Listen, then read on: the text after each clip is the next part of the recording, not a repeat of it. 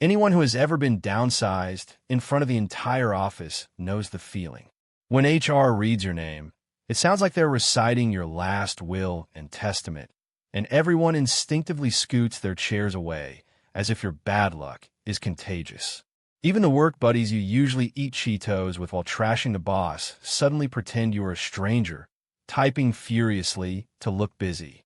Yet, during the same meeting where I was told to pack my things and leave immediately, I just kept playing a game on my phone and casually mentioned that the bank routing and tax ID numbers were wrong, causing the CFO's face to turn white. The CEO's phone started ringing off the hook with calls from our biggest client, and within minutes, the warehouse system, payroll processing, and customer databases began to collapse. The office turned into a scene from a disaster movie. Just as Derek Grant, the HR director, was about to have security drag me out, the chairman broke in via an emergency video link and announced that from that moment on, everyone was to follow my instructions.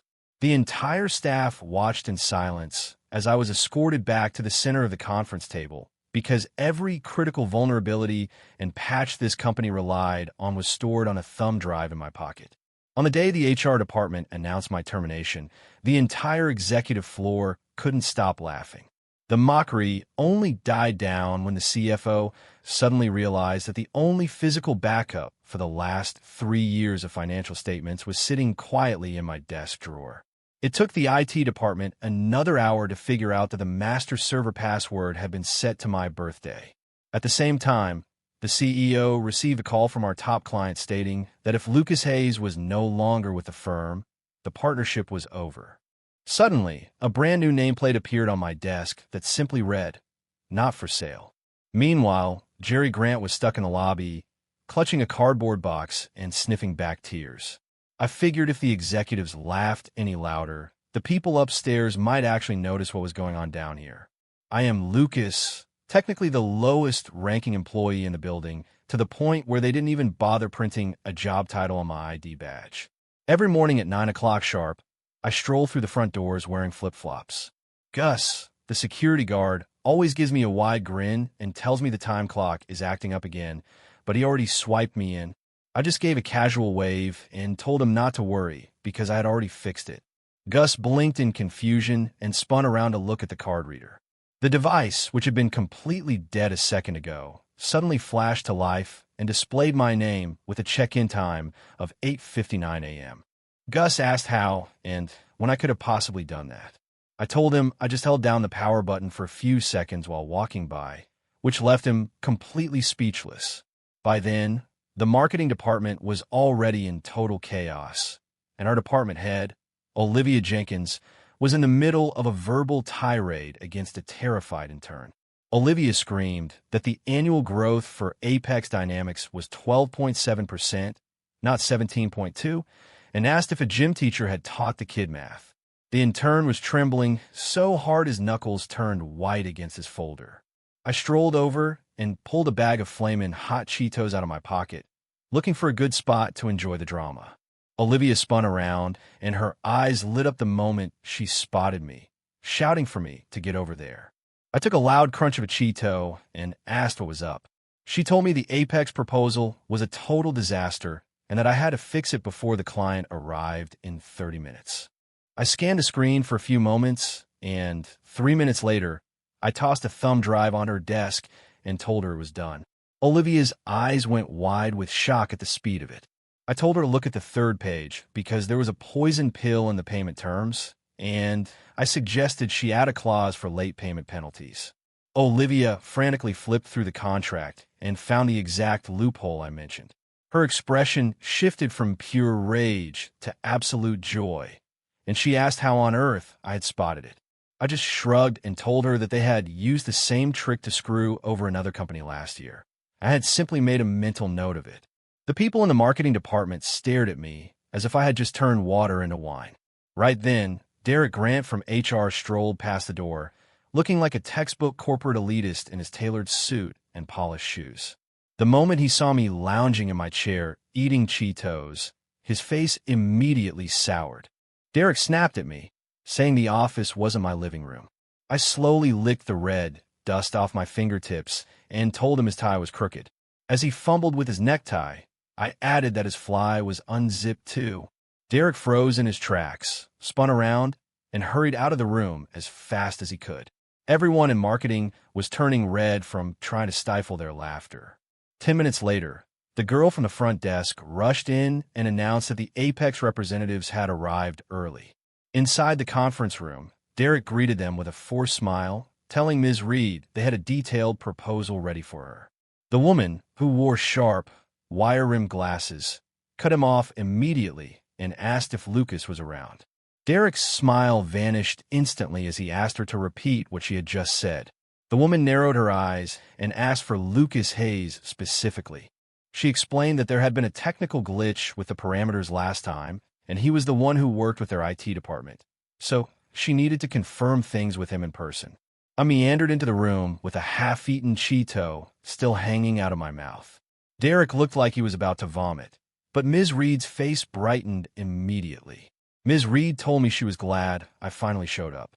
I wiped my hands on my jeans and gave her a grin, asking if her mango allergy was still acting up and mentioning that I told the staff to skip the fruit platter this time. The room went so quiet you could hear a pin drop, and Derek looked like a computer that had just hit a blue screen of death. The contract was signed half an hour later, and the clients left fully satisfied. Olivia gave me a heavy pat on the shoulder and asked how much more I was hiding from them. I just let out a massive yawn and said I was exhausted, then collapsed into my chair and fell asleep in seconds.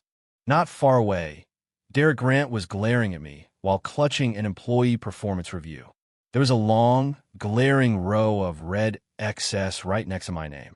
I cracked one eye open to glance at him before rolling over to go back to sleep. Everyone in this building thinks I'm just a slacker, but they have no idea that if it weren't for me, they wouldn't even have a company to slack off in. I was right in the middle of a nap when the entire office suddenly erupted into a frenzy. People were screaming about the internet being down and losing unsaved documents, and everyone was demanding to know where IT was. The floor was a chaotic mess of clicking keyboards and panic. Kyle from IT rushed and soaked in sweat, clutching his radio and begging everyone to stay calm because there was a malfunction in the server room. I muttered that staying calm was a pipe dream. I stood up, stretched, and shuffled my way toward the server room. Dave, the IT manager, was blocking the doorway, kneeling on the floor in front of the server rack and typing commands at lightning speed, his face as white as a sheet as he whispered that everything was completely ruined. I knelt down and pulled a mangled, chewed-up cable from behind the cabinet, noting that a rat had clearly gotten to it. Dave looked up at me as if I were his personal savior and asked if I knew how to fix it. I rolled my eyes and pulled a lighter from my pocket, melting away the plastic casing and expertly twisting the copper wires back together. I moved with the speed of a magician and told him to try it now. Dave's hands were still shaking as he plugged the cable back into the port. A moment later, the sound of successful pings echoed through the office as every computer reconnected to the network. The entire office erupted into a cheer that sounded like a last-minute goal at a stadium. Dave grabbed my hand with tears in his eyes, calling me his absolute lifesaver. I shook him off and told him that would be $200.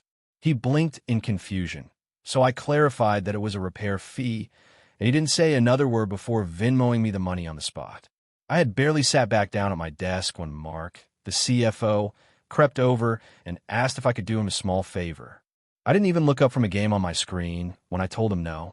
He shoved a thick stack of files in front of my face and explained that there were some issues with last year's tax filings and the IRS was coming for an audit next week. I kept my fingers moving on the screen and asked what that had to do with me. Mark gritted his teeth and offered $500. I finally paused the game and held out my hand for the documents, which he handed over instantly. 10 minutes later, I tossed the corrected reports back onto his desk and pointed out that the data on pages 3 and 7 didn't match, asking him if he was trying to commit tax fraud on purpose. Mark's face went bone white, and he asked how I could possibly know that. I pointed to the screen and explained that his formula was wrong because he had forgotten to add a summation function. His legs went weak, and he nearly collapsed, begging me not to tell anyone while looking like he was on the verge of tears. I shrugged and suggested he make it an even 1,000. A whimpering Mark had no choice but to transfer me another $500. During the company-wide meeting that afternoon, Derek Grant held up a layoff list with a smug grin like a cat that had just caught a canary, announcing that due to strategic adjustments, certain people were being optimized. The room was deathly silent, but I just kept my head down, playing on my phone, and barely listening. He went through about a dozen common names like John Smith and Jane Doe. When he got to the next section, CEO Roberts suddenly interrupted and said they couldn't fire Kyle from IT because he had just saved the entire office network. Kyle looked completely bewildered and tried to explain that it wasn't him. It was Lucas Hayes. Roberts just cut him off and told Derek to move on to the next department. Derek's face turned a sickly shade of green as he shot me a poisonous glare. Under the table, I gave him the finger, though I made sure it was just my index finger.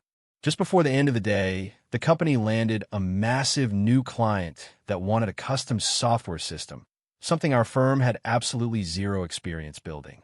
Olivia was pacing around her office, looking like she was about to have a total breakdown. I let out a yawn and casually logged into the internal server, pulling up a dusty project folder from 3 years ago. I told her there was a similar project in there that we could just tweak and use. Olivia's eyes nearly popped out of her head as she asked if that was the stuff from the former CTO. I nodded and told her I had made a backup before he left. Once again, the entire marketing department looked at me with newfound respect. Derek Grant was standing by the door, glaring at me with a dark expression. I knew exactly what he was thinking, wondering how many more secrets I was hiding. I flashed him a huge, exaggerated grin, locked eyes with him, and crunched down on my last flamin' hot Cheeto. At 9:30 the next morning, I strolled into the office carrying a messy burrito bowl. The receptionist looked panicked the moment she saw me and told me that Olivia was looking for me everywhere. Apparently, Apex Dynamics had changed their requirements again. The marketing department was a sea of misery, and Olivia was clutching her hair so tightly I thought she might actually pull out. She told me the client wanted to add an AI analytics module and needed a new proposal by the end of the day. I took a huge bite of rice and beans and asked if they were paying extra for it. I told her that if the budget didn't increase by a single cent, then we weren't changing a thing. I turned around, ready to walk right back out. Olivia grabbed my arm and told me they had doubled the payment. I set my burrito bowl down, pulled a crumpled delivery receipt from my pocket, and scribbled 5 lines of code on the back. I handed it to her, and her hands were actually shaking as she asked if that was really all it took. I told her to have them implement it using that API call, and to give them a message that not a single character of my code was to be changed. I added that if they were brave enough to delete even one semicolon and the system crashed, they shouldn't come crying to me. 10 minutes later, Dave, the IT manager, actually walked over and gave me a respectful nod. During my lunch break, I was in the break room playing Call of Duty on my phone with the volume turned all the way up. Derek Grant stormed in looking like he had just smelled something rotten in an elevator. He barked at me that this was a place of business, but I didn't even look up as I told him it was my lunch hour. He claimed I was disturbing my colleagues, so I looked around at the 3 coworkers who were actually cheering me on while 2 others were offering me snacks. I told them they seemed pretty happy to me. Derek's face turned bright red as he lunged for my phone, but I dodged him easily while staying focused on the final round of the match. The victory sound effect blared from my phone speakers, and the crowd around me burst into applause. Derek looked like he was about to spontaneously combust and threatened to file a serious disciplinary report against me immediately. I slammed a piece of paper onto the table, which was my timesheet showing the 36 hours of overtime I had clocked last month. I told him I hadn't used a single hour of my earned time off yet. He snatched the paper away, but his face froze when his eyes hit CEO Roberts' signature at the bottom. That afternoon, Roberts called me into his office, which was kept as cold as a morgue. Roberts rubbed his hands together and told me that corporate wanted us to bid on a smart city project because they heard I had worked on something similar in my old firm. I leaned back in the chair and crossed my legs, telling him I had worked on one, and it ended in a spectacular train wreck. He told me it didn't matter because the client had specifically requested me for the project team. I told him I wasn't interested. Roberts slid a thick envelope across the desk and said it was a project bonus. I glanced at the thickness and guessed it was at least 5,000, then told him it wasn't enough. He silently slid a second envelope over and added that I could have tomorrow off, so I finally agreed. I had just made it back to my desk when Liam, the new guy in IT, came running over in tears, saying he thought he had deleted the entire customer database. The rest of the IT team looked like they had seen a ghost. Dave's voice was shaking as he asked about the backups, only for Liam to admit the backup server had crashed yesterday too. Every single person in the room turned to look at me at once. I let out a sigh and pulled a thumb drive off my keychain, telling them it was a backup from last week and they'd have to make do with it. Dave practically fell to his knees, calling me his savior and asking when I had even made a backup. I told him it was around the same time they were all chugging energy drinks and shouting that they weren't going home until the job was done. The truth was the database architecture was too secure for them to actually wipe it, but I let them have their moment. The entire IT department gave me a collective nod of respect as I turned to leave. Derek intercepted me at the elevator, telling me not to think that having Roberts in my corner gave me a free pass to do whatever I wanted. I just pressed the elevator button and told him his fly was unzipped again. He reflexively looked down, and I used the opening to squeeze past him into the elevator. As the doors were closing, I added that this time I was actually telling the truth. The whole office witnessed him frantically fumbling with his zipper. A few minutes later, a company-wide notification popped up on Slack. Derek Grant had sent a message to the entire IT staff announcing a mandatory team-building retreat this Saturday at the Hill Country Resort. I was about to reply that I couldn't make it when Mark, the CFO, sent me a private message. He told me I'd better show up this time because Derek was planning to use me as an example to intimidate the rest of the staff. I just replied with a question mark. He messaged back instantly, saying Derek was going on a discipline crusade and that I was at the very top of his hit list. I took a screenshot of the chat and forwarded it to Roberts, adding a note that I couldn't make the Saturday trip because I had a golf outing scheduled with Ms. Reed from Apex Dynamics. 3 minutes later, Derek posted an update in the group chat stating that employees with critical client meetings were exempt from the retreat. For the rest of the afternoon, the entire company was gossiping and trying to figure out who the lucky person was. In the end, I decided to go anyway because Olivia had tipped me off that the company's open bar budget for the event was $5,000. I simply moved my client meeting to Sunday. At the resort ballroom, a bunch of sales reps were standing around bragging about their quarterly numbers. Derek Grant was swaggering around with a glass of red wine, acting like a peacock during mating season as he rambled on about our annual growth rates.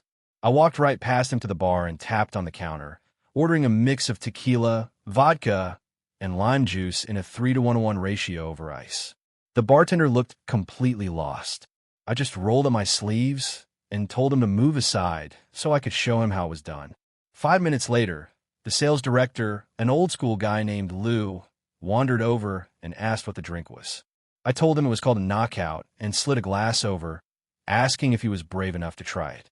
He downed it in one go and immediately threw an arm around my shoulder, declaring me his brother from that day forward. 2 hours later, every executive in the company was lined up at my makeshift bar waiting for a drink. Derek was standing all by himself in the corner, his face looking as dark as burnt toast.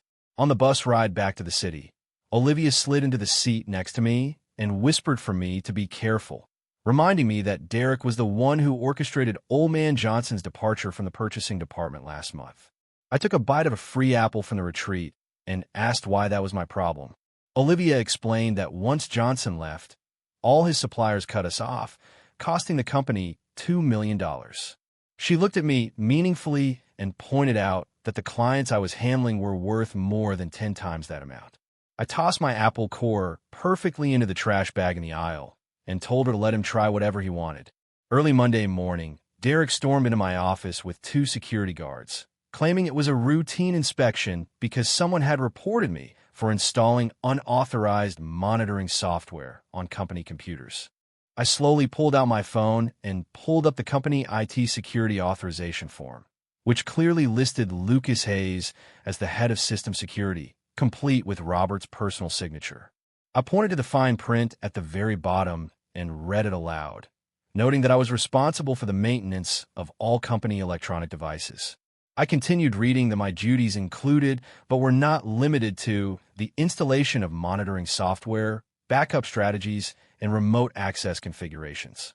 Derek's hands were shaking as he held the document, stammering that this wasn't following proper procedure.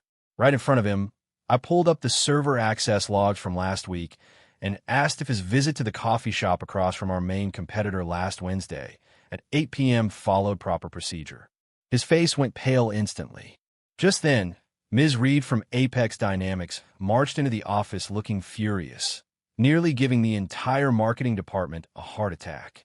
She slammed a document onto the desk with a sound as loud as a firecracker and demanded to know who had written the proposal.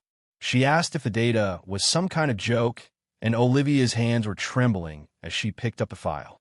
After a few seconds, her face went white as she realized it wasn't the version I had worked on. I was leaning back in my chair, playing solitaire on my phone, and just glanced up at the commotion. I casually mentioned that I had tossed that specific version into the recycle bin last week. Derek came charging out of the conference room, screaming at me about what kind of garbage proposal I had submitted. Ms. Reed looked back and forth between us and asked him who exactly he was.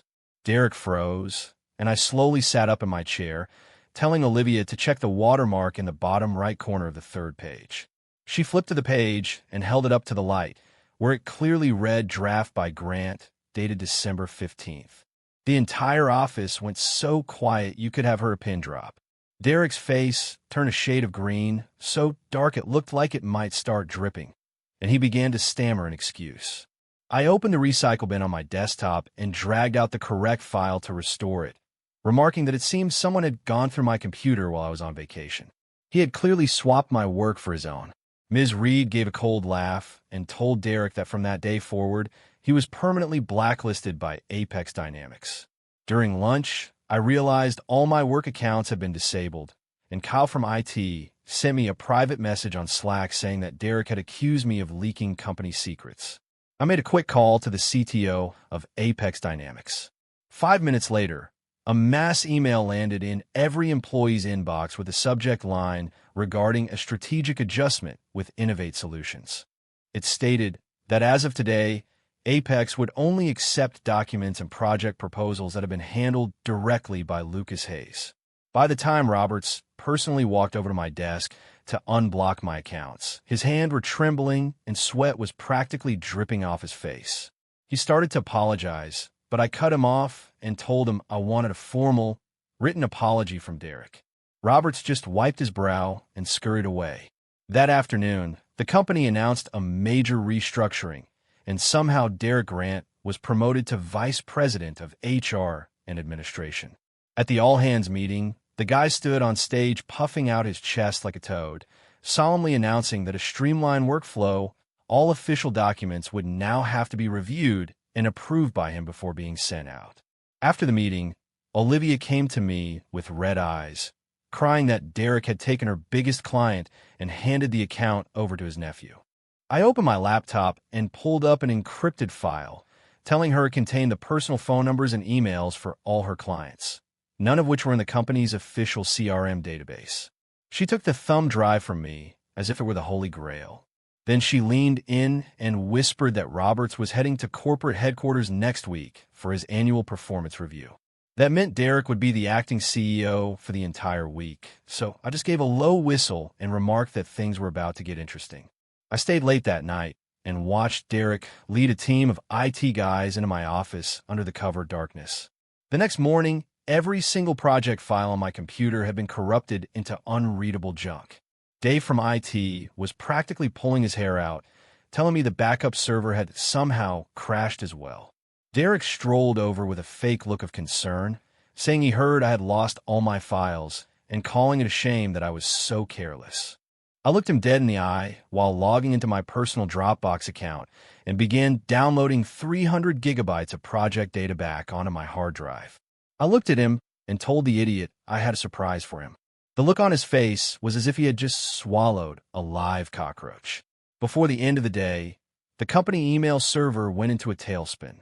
Our major client, Mr. Miller, sent a mass email asking who the new moron on his account was and complaining that they didn't even know how to fill out a standard contract. I was whistling while packing my bag to head home when Derek came charging over in a blind rage, accusing me of sabotaging the deal. I pulled out a small notebook and started reading from it, noting that Mr. Miller only drinks high-end single malt scotch, hates receiving voice messages, and insists that every contract be formatted in 12-point Times New Roman font.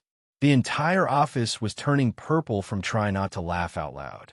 Derek slammed the door as he stormed out, but I shouted after him that the client's executive assistant was actually his sister-in-law.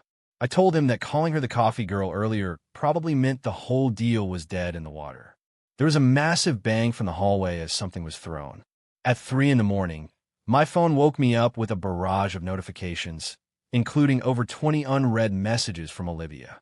She told me Roberts had been summoned back to corporate for an emergency meeting because they were investigating some financial irregularities.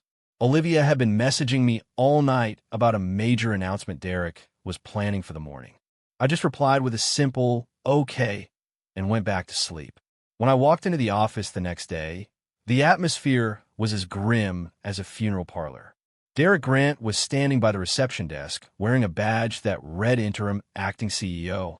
The moment he saw me walk in, he broke into a smug, arrogant grin and told me to be in the conference room at 9 o'clock sharp. I let out a massive yawn right in his face and told him I'd rather catch up on my sleep. He leaned in and whispered that the meeting was about my termination notice. I just nodded and told him to make sure the severance package was generous. The conference room was packed with department heads, and Derek stood at the front, looking like he was having the best day of his life. He started by announcing that after a thorough investigation, it was confirmed that Lucas Hayes had repeatedly violated company policy. I kept my head down, playing Candy Crush with the volume turned up. He accused me of gaming on the clock, and the phone chirped sweet. Then he accused me of unauthorized client contact, and the game shouted delicious. Derek slammed his hand on the desk and screamed that I was fired and needed to pack my things and get out. I closed the game and calmly started a voice recording on my phone, asking him to repeat that since I hadn't quite caught it. I told him I wanted it on the record for my files, which made him shut his mouth instantly. I shrugged and stood up to leave. While I was packing my desk, Mark the CFO leaned over and slipped a thumb drive into my hand, warning me to be careful because the accounts from the last 3 months were full of red flags. I glanced out the window and saw Derek patrolling the office with 2 security guards like he was a tin pot dictator. Mark was sweating through his shirt as he told me Derek was now interfering with the finance department and had his nephew approving every single expense report. I tossed the thumb drive into my bag and grabbed nothing but my small cactus.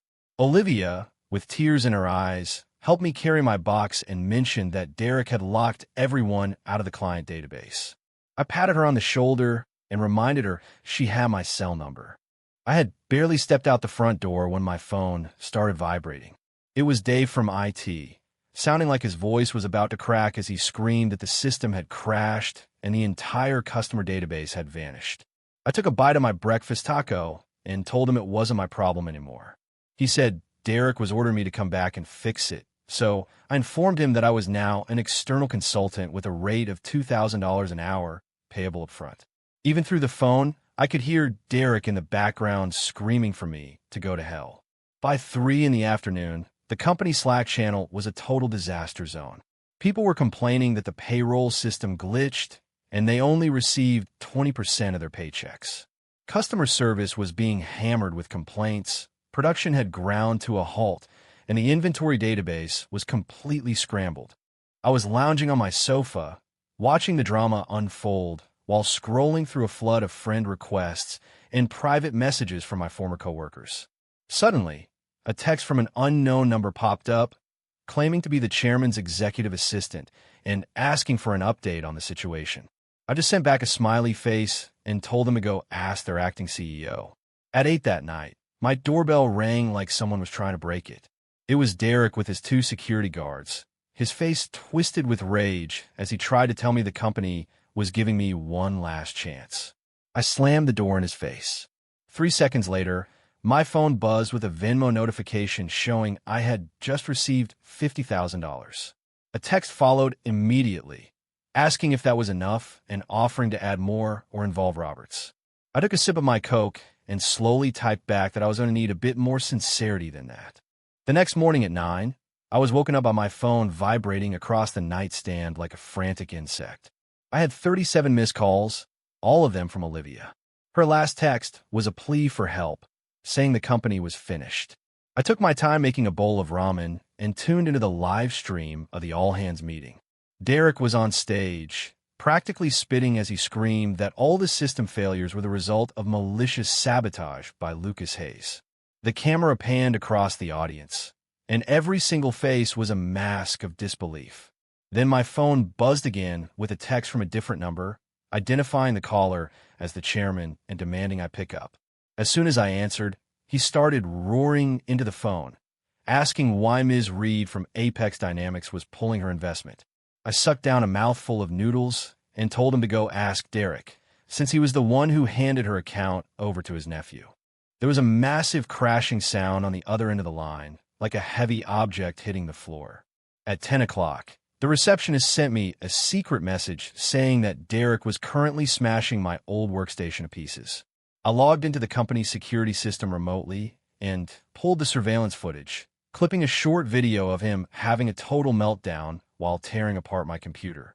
I posted it on Facebook with the caption, "Incompetent Rage, the Derek Grant Meltdown." I added a comment at the bottom, thanking him for helping me clear out my desk. 3 minutes later, Mark, the CFO, commented on the post, telling me that Derek had thrown my computer in the trash with a thumb drive still plugged into it. I replied and told him not to worry because that drive was a decoy. Mark asked where the real financial records were, and I told him they were safe in my sock drawer at home. At 11, a high-priority notification popped up on Slack. It was a message to all IT staff from Derek Grant, stating that all customer data was lost, and they needed to contact Lucas Hayes for recovery immediately. I took a screenshot of the $50,000 transfer from earlier and posted it on Facebook, mentioning that while the consulting fee had been received, I just didn't really feel like consulting today. The Slack channel went into a total meltdown with over 200 messages in minutes. Dave was calling me his king and saying the production line was dead, while the sales director was reporting that all our major clients were canceling their contracts. An HR assistant chimed in, saying that Derek was now willing to double my salary. I just posted a picture of my bowl of ramen and told them my hourly rate had gone up to $40,000. At noon, my doorbell rang again. This time it was Mr. Roberts himself, flanked by 2 security guards who were essentially dragging Derek along by the arms. Roberts gave me a grin that was so wide it looked painful and told me the board had decided to reinstate me immediately.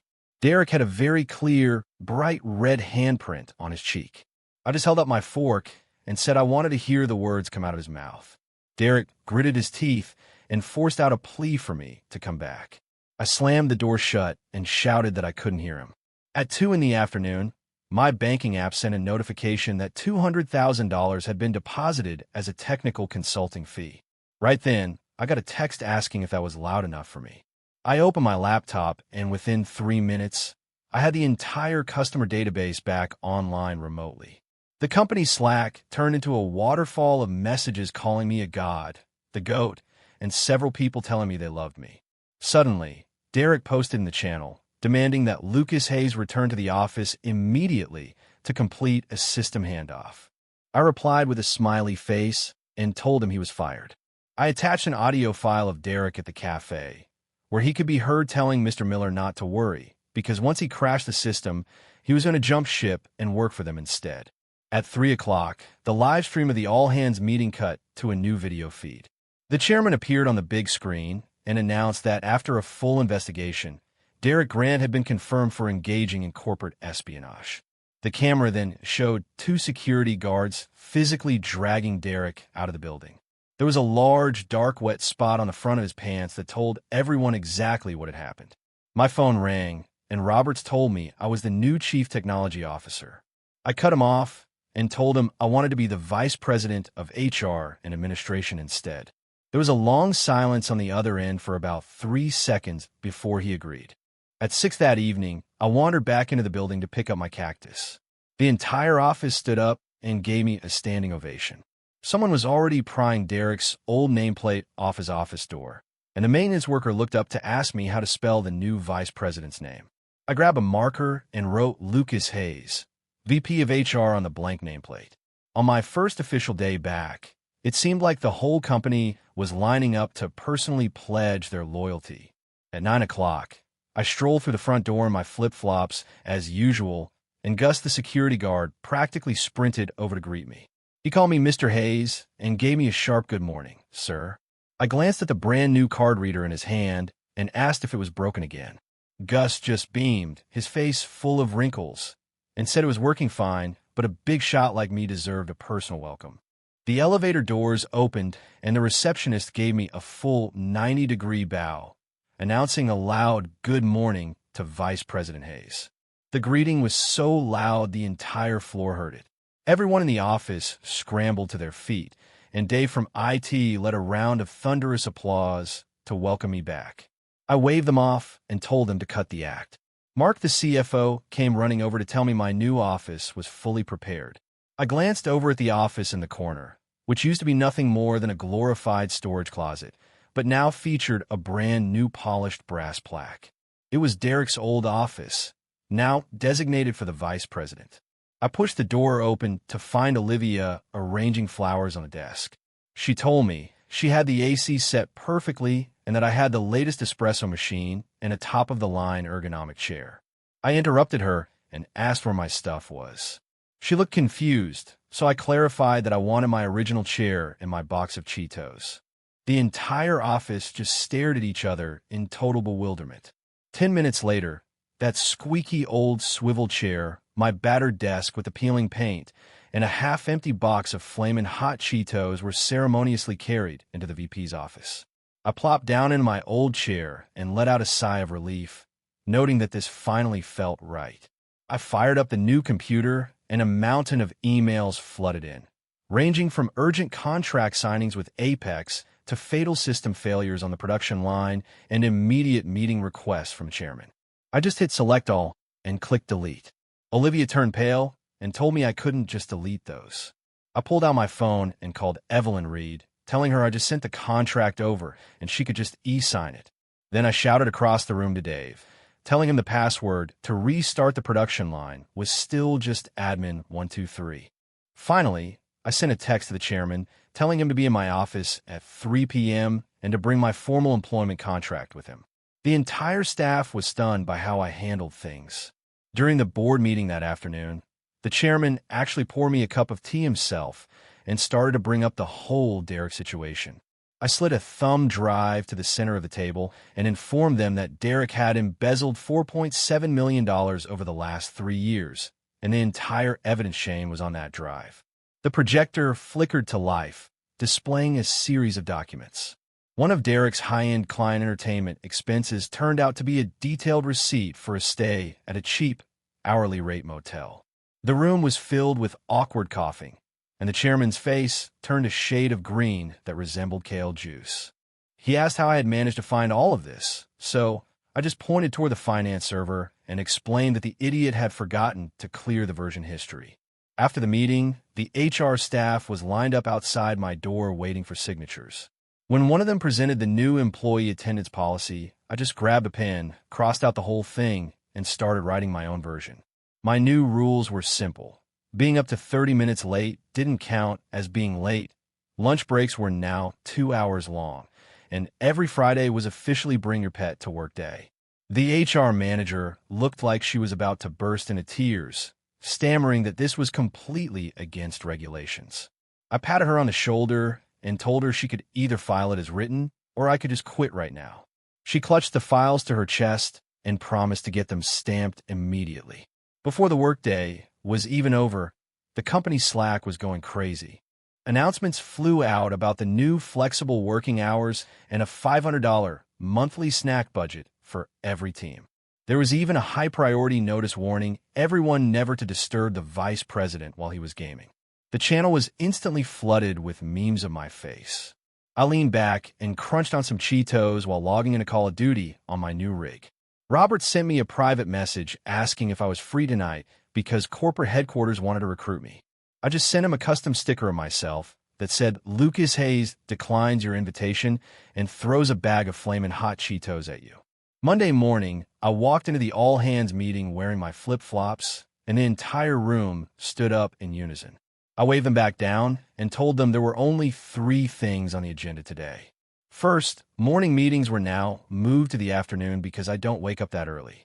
Second, the cafeteria was required to have a permanent stock of flamin' hot Cheetos, and they had to be the name brand.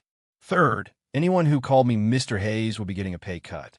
The HR manager's hand was shaking as she asked how they should address me then. I opened my laptop and told them to just call me Dad.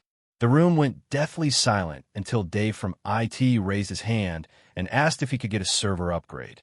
I tossed a thumb drive at him, telling him it was an auto-maintenance script and to stop bugging me while I was gaming. Later, the chairman was giving a tour to a potential investor and passed by my office just as I was whipping up some nacho cheese dip in a crock pot. The chairman introduced me as the vice president, his smile looking so stiff it was practically a cramp. The investor happened to be Ms. Reed, who just sat right down and grabbed a tortilla chip, telling me I really knew how to live the good life. The chairman's eyes almost popped out as he asked if we knew each other. Reed just winked at him and mentioned that the entire database migration strategy had been finalized over cheese dip, exactly like we were doing now. I slid a bowl of extra spicy salsa over to her, knowing it was her favorite. The chairman was so impressed he decided on the spot to add a custom burrito bar to the cafeteria starting tomorrow. Later, when the finance department brought me a report to sign, I just drew a turtle on it instead. The young accountant looked like he was about to cry, but I didn't take my eyes off the screen. I told him to leave it there and that I'd look at it once the turtle was dry. That afternoon, Mark, the CFO, personally brought the report back, and you could see a line of my messy handwriting at the bottom. My note pointed out that the decimal point was in the wrong place on page 3 and warned him that if it happened again, I would personally ban his son's Fortnite account. That same night, Mark packed his kid off to boarding school, just to be safe. At an industry summit, the CEO of our biggest rival cornered me and asked if I had ever thought about a change of scenery. I just tapped the badge hanging around my neck, which still clearly read not for sale. He wouldn't let it go and offered me $3 million a year to start. I just pointed to the old man on stage telling bad jokes, who happened to be our chairman. I told the rival CEO that the old guy had already promised to put me in his will. The next day, a tech blog ran a headline asking if a certain vice president was forcing his chairman to change his will. The chairman actually shared the post with a comment saying he couldn't confirm the rumors because the changes had already been finalized. Out of the blue, I received an email from Derek Grant with the subject line asking for a recommendation letter. I replied with a meme of a key that asked if I looked like a locksmith. He actually replied with a yes, so I messaged back asking exactly how many keys he thought he was worth. The email was marked as read, but he never bothered to reply after that. At the annual holiday party, a very drunk chairman put his arm around my shoulder and asked me to be honest about how much dirt I actually had on them. I pulled up my phone and showed him an album full of photos of the company executives fast asleep at their desks and drooling. He let out a long sigh of relief and asked if that was it. Then I opened my Dropbox and showed him 3.2 terabytes of company secrets neatly organized. He sobered up pretty much instantly. From that day on, everyone in the building learned the rules. Whenever I'm gaming, a 5-meter dead zone naturally forms around my desk. When I take my afternoon nap, the receptionist personally hangs a "Do Not Disturb" sign on my door, and every expense report for Cheetos is approved by finance within seconds. They even gave me another new ID badge that lists my title as Patriarch, with a not-for-sale disclaimer still at the bottom. I had just kicked my feet up on the desk when the receptionist came rushing in, calling me Dad, and telling me some suit from headquarters was here, claiming to be an efficiency expert. I didn't even blink as I asked what he wanted. She said he was some Ivy League hotshot sent with the branch office. I finished the last of my ramen and told her to make him wait because I wasn't finished with my match yet. In the main conference room sat a man with perfectly slicked back hair and a gold-plated watch. He introduced himself as Kevin, the Senior Director of Operations in corporate, and started bragging about his MIT. I just yawned and told him to get to the point. His face stiffened as he said headquarters had serious concerns about how this branch would be managed. I pulled out my phone and called the chairman right in front of him, asking the old man if he was the one who sent this clown to my office. I could hear the chairman clearing his throat nervously on the other end, admitting he might have had a momentary lapse in judgment. I put him on speaker and asked if that meant I should just resign. The room immediately erupted in protest, with people begging me not to leave and shouting for that instead. Kevin's gold-rimmed glasses slipped down to the bridge.